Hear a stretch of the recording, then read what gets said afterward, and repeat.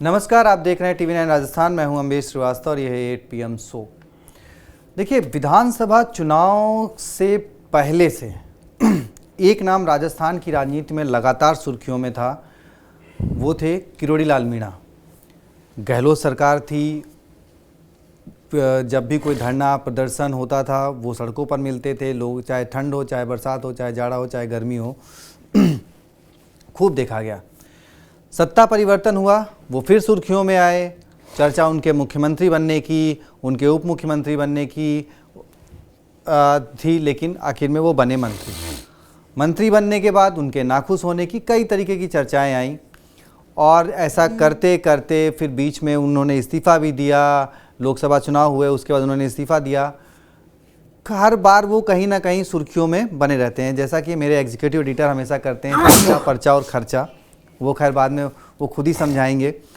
एक बार फिर वो सुर्खियों में हैं, और सुर्खियों में वो इसलिए आए हैं कि उन्होंने जो अपने 45 साल की सेवा का जिक्र किया है। अब उनकी उस 45 साल की सेवा का फल किसने नहीं दिया, किसने उन्हें धोखा दिया, ऐसा उन्होंने क्यों कहा। दरअसल वो बात कर रहे थे, वो एक कार्यक्रम थे आदिवासी समाज के। आज आदिवासी विश्व दिवस था, तो वो मीणा हाई कोर्ट एक जगह है दौसा में, वहाँ पर थे। दौसा उनका गढ़ है, तो वहाँ पर सभा को संबोधित करते करते आखिरकार उन्होंने इस बात का जिक्र कर दिया कि आखिर क्यों उन्होंने भजन लाल सरकार से इस्तीफ़ा दिया। अब उन्होंने जो ये इस्तीफ़े की बात कर दी है, उससे कई सवाल खड़े हो रहे हैं कि भाई इसमें जो उन्होंने इस्तीफ़े की बात कही है कि भाई मैंने इस्तीफ़ा क्यों दिया, ये संदेश उनका जनता के लिए है, संगठन के लिए है, सरकार के लिए है, या फिर अभी उपचुनाव आ रहे हैं तो उनमें इसका कोई असर दिखेगा क्या। चलिए, तो पहले आपको उनका ये बयान सुनवा देते हैं। और उसके बाद कुछ सवाल हैं टीवी 9 राजस्थान के जो आप खड़े हुए हैं। ही करेगा। मैंने तो अब इस भजनलाल सरकार में मंत्री पद के ठोकर इसलिए मार दी, जहां मैं 45 साल से सेवा कर रहा हूं, उन लोगों ने मेरी बात को नहीं रखा, इसलिए मंत्री पद को भी ठोकर मार दी। अब देखिए, दौसा में आपको याद दिला दूं कि दौसा में ये जो मीणा हाई कोर्ट है, यहीं पर बाबा ने पहली बार इस बात का जिक्र किया था कि अगर दौसा में बीजेपी हारती है तो वो इस्तीफ़ा दे देंगे। उसके बाद फिर उन्होंने इसको एक स्टैंड और आगे बढ़कर बोला बाद में कि भाई वो 7 सीटें हैं जहां पर बीजेपी हारेगी, वो प्रधानमंत्री जी ने उनको जिम्मेदारी दी है तो वो इस्तीफ़ा दे देंगे। अब उन्होंने एक बार फिर जब ये इस्तीफ़े का जिक्र कर दिया है, अब देखिए 2 सीटों पर उपचुनाव हैं। दौसा में भी उपचुनाव है और उसके पास का जिला है झुंझुनू, वहाँ पर भी उपचुनाव है। तो किरोड़ी बाबा के इस बयान के क्या असर होंगे, चलिए सवालों के जरिए समझते हैं और उनके जवाब जानेंगे अपने executive producer Pushkar Chauhan sir से। तो पहला सवाल किरोड़ी बाबा के लिए जो अब इनके बयान के बाद उपजा है, किरोड़ी बाबा का बयान जो है, ये जो बयान है इसके मायने क्या, निशाने पर कौन है, जनता या फिर पार्टी संगठन। सवाल नंबर 2, किरोड़ी बाबा का इस्तीफा क्यों नहीं हो रहा मंजूर। आपको बता दें कि इस्तीफा उन्होंने कहा था कि उन्होंने 5 जून को ही दे दिया है, उसके बाद 25 जून को उन्होंने बाकायदा इसको मेल भी किया और उसके बाद मीडिया में आकर उन्होंने बात रखी, लेकिन अभी तक इस्तीफा मंजूर नहीं हुआ है। क्या मीणा समाज को साधने के लिए जो सरकार है या जो सीएम भजन लाल हैं, वो जो है अभी मंत्री पद बचा के रखना चाहते हैं बाबा का, ये भी एक सवाल खड़ा हो रहा है कि आखिरकार उनका इस्तीफा स्वीकार क्यों नहीं हो रहा। किरोड़ी बाबा का ये बयान दर्द है या फिर आला कमान को संदेश है, क्योंकि लगातार वो जो है वो निशाने पर रख रहे हैं, जनता के बीच जा रहे हैं और अपनी बात कह रहे हैं कि वो जनता के साथ जुड़े हुए हैं। तो चलिए सर, उन्होंने इस्तीफ़ा दिया, इस्तीफे के बाद की खूब बयानबाजी, और एक बार फिर उन्होंने वहीं से खड़े होकर जहां से उन्होंने पहली बार इस्तीफे का जिक्र किया था, वहीं से उन्होंने ये बयान दे दिया। आज उन्होंने एट लेंथ बोला है, जहां आपने बोला कि हाई कोर्ट मीणा जगह है वहां पर, और ये तो बोला ही बोला, साथ में ये उन्होंने 2-3 चीज़ें बोली हैं, इस पे बड़े गंभीरता से सोचने वाली बात है। आपने इंपॉर्टेंट बाइट सुनवाई उनकी, जो उन्होंने अपने 45 साल के जिक्र किया। उन्होंने गुर्जर समाज को संबोधित किया, उन्होंने आरक्षण पे भी बोला, और सुप्रीम कोर्ट के जो SC ST के वर्गीकरण की बात आई ना, उस पे बोला। अब इसके बहुत बड़े सियासी मायने हैं। आप ये समझिए, किरोड़ी लाल मीणा ने वो लाइन खोल दी है कि अब जो आप सवाल उसमें पूछ रहे थे ना, अब सरकार या आला कमान उनको छू नहीं सकती। उन्होंने कहा, मैं कह रहा हूं मेरी छाती छलनी हो जाए, मैं मीणा में ये आरक्षण को छूने नहीं, पत्ता नहीं हिल पाएगा बोले। और उन्होंने नाम लिया, हालांकि वो PM मोदी के तरफ से बोले, मैंने गारंटी दिलाई थी उनको, यहां ही बुलाया था 18 में भी, और गारंटी दिलाई थी कि मैं जीतूंगा। ये 5 सीटें हार गई, दौसा, सवाई माधोपुर, टोंक, ये हारी। मैं उस पर कुछ नहीं कह रहा हूं। उन्होंने कहा कि मेरी बात जहां जिन लोगों को पहुंचानी थी उन्होंने नहीं पहुंचाई। हार जीत लगी रहती है, लेकिन बड़ी बात जो थी, जिस SC ST के वर्गीकरण की मंजूरी कोटा में कोटा सुप्रीम कोर्ट ने दी है, उस पे इशारों इशारों में मैं कहूंगा उत्तर भारत के पहले नेता हैं बीजेपी के, जिन्होंने खुल के ये कहा कि इसको छूने या बदलने नहीं दूंगा। उन्होंने कहा, सुप्रीम कोर्ट, लोग कह रहे हैं कि बीजेपी ने सुप्रीम कोर्ट से कराया है, तो मैं इसका भी भरोसा दिलवा रहा हूं कि ये नहीं होगा।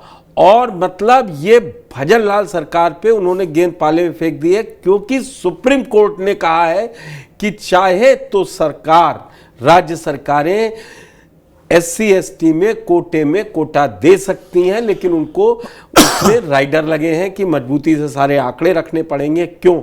आप ये समझ लीजिए, आदिवासी जो ST है, उसमें सिर्फ मीणाई समाज आप सुनते हैं, बाकी के समाज पीछे छूटा पड़ा है, उसको नहीं मिला है। उन्होंने यहां तक कह दिया कि किरोड़ी लाल हो, मुरारी हो, नमो नारायण मीणा हो, कांग्रेस के नेता, इन लोगों को दर्द होगा क्योंकि हिस्सा बंटता है। एक तरीके से उन्होंने दोनों तरफ चाल चल दी है कि अगर इसका वर्गीकरण होता है तो भी वो कह रहे हैं कि इनको दर्द होगा, इन नेताओं को, और खुद अपना नाम भी बोल रहे हैं। दूसरी बात, वो ये सरकार के लिए बड़ी असहज स्थिति है कि अब वो वर्गीकरण पर क्या बोले, क्योंकि उनके नेता ने इस पर सीधी लाइन खोल दी है। और ये आज अंतर्राष्ट्रीय आदिवासी दिवस था। भीलवाड़ा में फिर से, बांसवाड़ा में राजकुमार राउत ने मीटिंग की और उसमें फिर दावा कर दिया कि भील प्रदेश तो बन के रहेगा। उन्होंने कहा ये हमारी मेहनत थी। आप ये देखिए कि आदिवासियों में कितना वर्टिकल ब्रेकडाउन आया है कि अपने को बड़ा नेता साबित करने का। यहां जिन 2 सीटों पे आप चुनाव कह रहे थे, वो बहुत इंपॉर्टेंट हो गए उपचुनाव के, किरोड़ी लाल मीणा का ये। आप ये देखिए, वो अंतर्राष्ट्रीय आदिवासी दिवस को संबोधित कर रहे थे और गुर्जर को वो संबोधित करने लगे कि गुर्जरों के निशाने पर मैं आ गया। 3 सीटें आ गई सर फिर तो। हाँ, टोंक, उनियारा, देवली भी आ गई। देवली भी, जी बिल्कुल। और वो उस पर लगातार बोल रहे थे कि मैंने सफाई दी। और आप ये सोचिए कि किरोड़ी लाल मीणा कितने बड़े नेता, वो भाप गए कि अब सचिन पायलट आगे बढ़ते जा रहे हैं, मुझे ये गुर्जर समाज को संदेश देना है कि मैं उनके आरक्षण में नहीं घुस रहा हूं कहीं। जी। उसके बाद उन्होंने कहा, तब 33 सांसद होते थे और कोई साथ नहीं आया, मेरे 2 लोग साथ आए केवल। ये कुल मिला के किरोड़ी लाल मीणा ने बीजेपी के लिए बड़ी असहज स्थिति खड़ी कर दी है।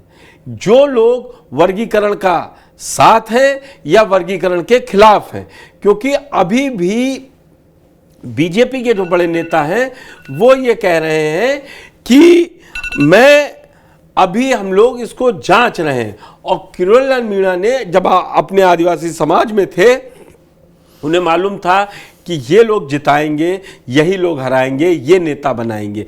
उन्होंने पार्टी के लोगों को तो कहा ही कहा, साथ में जनता को भी कहा कि आपने हरवा दिया, लेकिन ये भरोसा दिलवा रहा हूं कि आपके साथ अगले 5 साल मैं ही खड़ा रहने वाला हूं और कोई नहीं खड़ा रहेगा।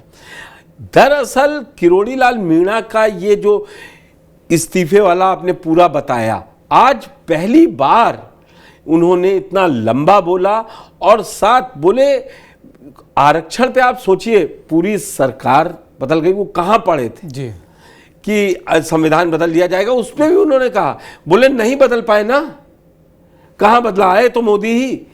तो आप ये सोचिए कि वो संदेश ये समाज को देना चाह रहे हैं कि आरक्षण में कोई बदलाव नहीं होने जा रहा है, आप भाजपा के साथ रहिए, मैं खड़ा हूं, मैं अपनी छाती छलनी कर दूंगा। तो उपचुनाव भी उनकी नज़र में है। सरकार जो आपने सवाल उठाया है कि उनका इस्तीफा क्यों नहीं मंजूर हो रहा है, तो शायद उसी में किरोड़ी बाबा ने खुद बता दिया कि अगर किया तो ये मीणा समाज कहीं दूर चला जाएगा।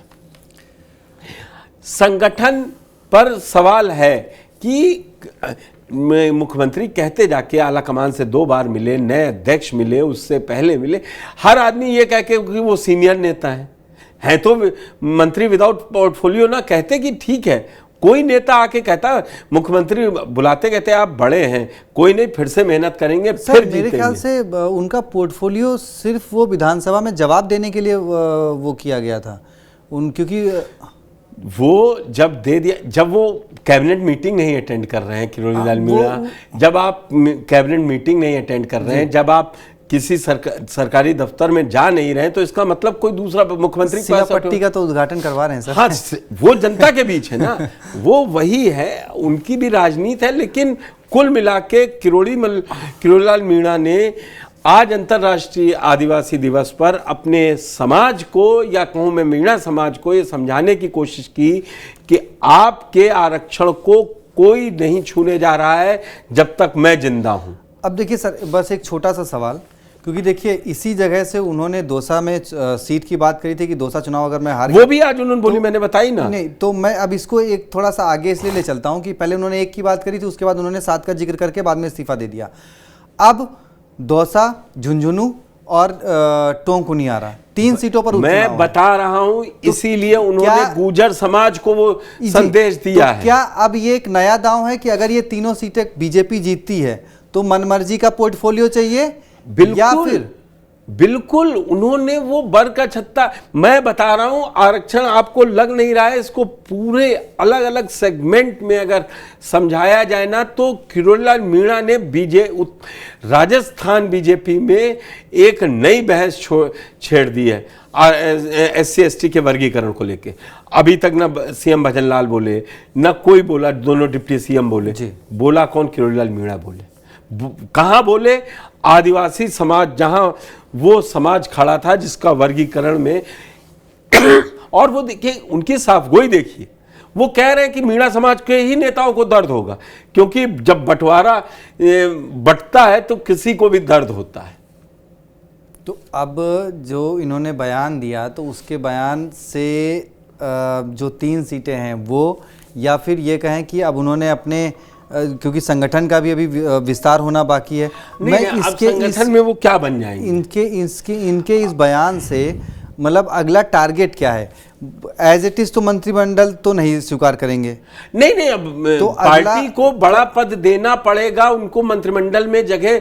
अब ये वही बात है कि देखिए राज्यसभा, अब अध्यक्ष पद वाला तो काम खत्म हो गया। हाँ, तो राज्यसभा भी बचा है। राज्यसभा से क्या केंद्र में मंत्री बनना चाहेंगे? अब कहेंगे आइए बैठिए, मगर फिर 2026 तक ही सीट है ये, फिर आगे सीट बीजेपी के पास आएगी, तो जब चुनाव होगा तो फिर बन जाएंगे, उसमें ऐसी कोई समस्या बाबा नहीं। आप क्या केंद्र में मंत्री बनना चाह रहे हैं? किरोड़ीलाल मीणा बार बार मोदी की तारीफ कर रहे हैं। आपका सवाल बिल्कुल मौजूद है कि वो कहीं ये संदेश देना चाहते हैं कि अब मैं यहां काम नहीं करना चाह रहा हूं, मैं वहां आपके साथ, आपके अंडर में काम कर लूंगा।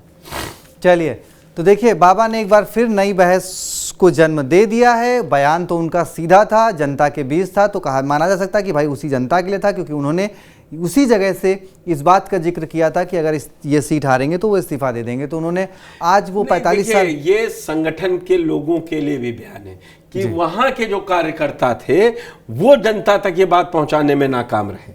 आप इस बात को समझिए, उनका टारगेट लोकल बीजेपी की इकाइयों पर भी है, इसलिए ये बहस लंबी जाएगी। चलिए तो देखते हैं बात कहां तक पहुंचती है। बाबा ने कहा है तो फिर बात तो आगे बढ़ेगी, दूर तक जाएगी। और TV9 ये जानने के लिए TV9 राजस्थान को जरूर सब्सक्राइब कर लीजिए, क्योंकि हर अपडेट सबसे पहले आपको TV9 राजस्थान में मिलेगा। बहुत बहुत शुक्रिया, धन्यवाद।